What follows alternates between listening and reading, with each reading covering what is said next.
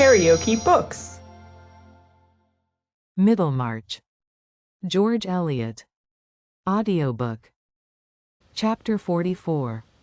I would not creep along the coast but steer out in mid-sea, by guidance of the stars. When Dorothea, walking round the laurel-planted plots of the new hospital with Lydgate, had learned from him that there were no signs of change in Mr. Casaubon's bodily condition beyond the mental sign of anxiety to know the truth about his illness, she was silent for a few moments, wondering whether she had said or done anything to rouse this new anxiety. Lydgate, not willing to let slip an opportunity of furthering a favorite purpose, ventured to say, "I don't know whether your or Mr. Casaubon's attention has been drawn to the needs of our new hospital. Circumstances have made it seem rather egotistic in me to urge the subject, but that is not my fault. It is because there is a fight being made against it by the other medical men. I think you are generally interested in such things, for I remember that when I first had the pleasure of seeing you at Tipton Grange before your marriage, you were asking me some questions about the way in which the health of the poor was affected by their miserable housing." "Yes, indeed," said Dorothea, brightening. "I shall be quite grateful to you if you will tell me how I can help to make things a little better. Everything of that sort has slipped away from me since I have been married. I mean," she said, after a moment's hesitation, "that the people in our village are tolerably comfortable, and my mind has been too much taken up for me to inquire further. But here, in such a place as Middlemarch, there must be a great deal to be done." "There is everything to be done," said Lydgate, with abrupt energy. "And this hospital is a capital piece of work, due entirely to Mr. Bulstrode's exertions, and in a great degree to his money. But one man can't do everything in a scheme of this sort. Of course he looked forward to help. And now there's a mean, petty feud set up against the thing in the town, by certain persons who want to make it a failure." "What can be their reasons?" said Dorothea, with naive surprise. "Chiefly Mr. Bulstrode's unpopularity, to begin with. Half the town would almost take trouble for the sake of thwarting him. In this stupid world most people never consider that a thing is good to be done unless it is done by their own set. I had no connection with Bulstrode before I came here. I look at him quite impartially, and I see that he has some notions, that he has set things on foot, which I can turn to good public purpose. If a fair number of the better educated men went to work with the belief that their observations might contribute to the reform of medical doctrine and practice, we should soon see a change for the better. That's my point of view. I hold that by refusing to work with Mr. Bulstrode I should be turning my back on an opportunity of making my profession more generally serviceable."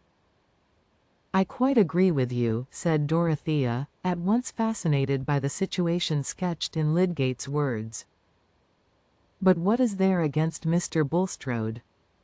I know that my uncle is friendly with him."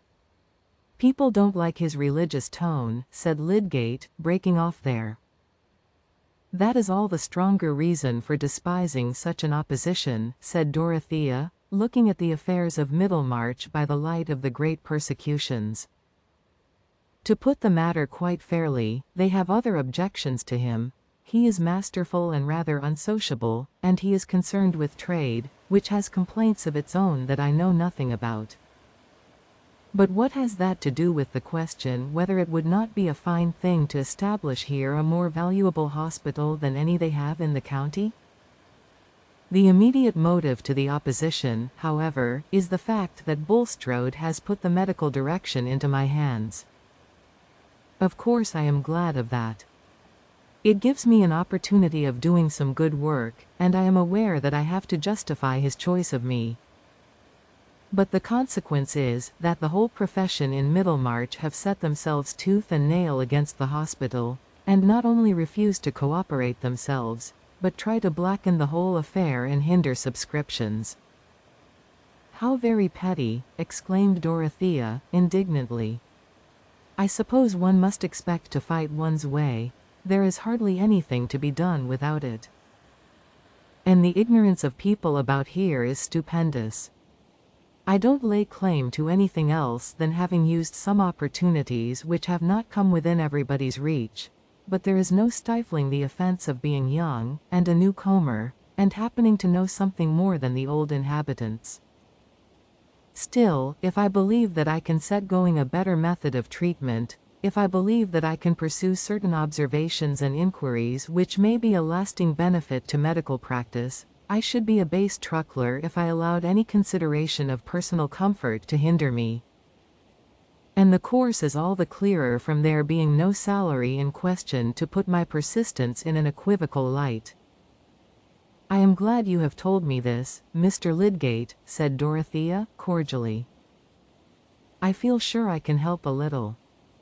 I have some money, and don't know what to do with it. That is often an uncomfortable thought to me. I am sure I can spare 200 a year for a grand purpose like this. How happy you must be, to know things that you feel sure will do great good.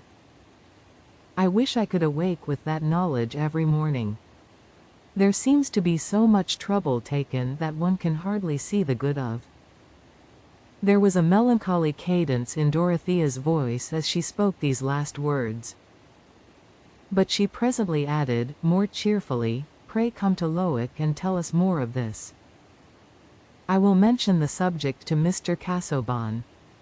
I must hasten home now. She did mention it that evening, and said that she should like to subscribe 200 a year. She had 700 a year as the equivalent of her own fortune, settled on her at her marriage. Mr. Casaubon made no objection beyond a passing remark that the sum might be disproportionate in relation to other good objects, but when Dorothea in her ignorance resisted that suggestion, he acquiesced. He did not care himself about spending money, and was not reluctant to give it. If he ever felt keenly any question of money, it was through the medium of another passion than the love of material property.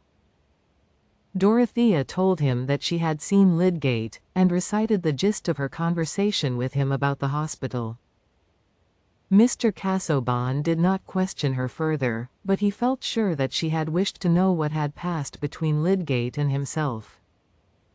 She knows that I know, said the ever-restless voice within, but that increase of tacit knowledge only thrust further off any confidence between them. He distrusted her affection, and what loneliness is more lonely than distrust? If you liked what you heard, please subscribe to the channel.